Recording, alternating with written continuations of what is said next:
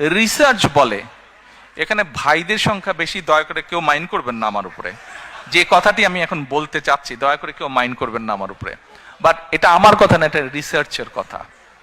Research কি বলে, যখন পরিবারের স্ত্রীর হাতে আপনি একটা অর্থনৈতিক সহযোগিতা দিবেন, স্ত্রী তখন কি করে, এই সুবিধাটা সে তার সন্তানদের লেখাপড়া এবং স্বাস্থ্যের পিছনে প্রথমে সে খরচ করে।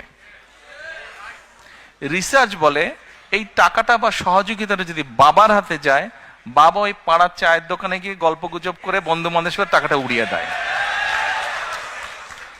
এটা আমার কথা না, এটা রিসার্চ কথা। ভাইরা আমার উপরে কিছু মাইন্ড করেন না আপনারা।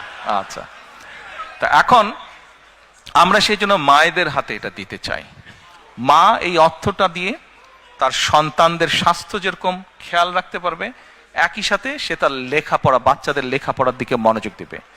তারপরে তার হাতে যখন খরচ বেঁচে যায়, এই খরচটা তখন কি করে, সে ছোট ছোট ইনভেস্ট করে, যেখান থেকে তার পরিবারের এক্সট্রা ইনকাম আসবে। যার ফলে হবে কি, ওই টাকাটা, ওই অর্থটা, সেটা 500 টাকা হোক, 1000 টাকা হোক, ওটা ওই লোকাল ইকোনমিতে তখন টাকাটা আস্তে আস্তে ইকোনমিতে ঘুরতে থাকে এবং লোকাল ইকোনমি আস্তে আস্তে আস্তে আস্তে স্ট্রেংথেন, স্ট্রং হতে থাকে। Bashundhara public school and college 2026 শিক্ষাবর্ষে ভর্তি চলছে।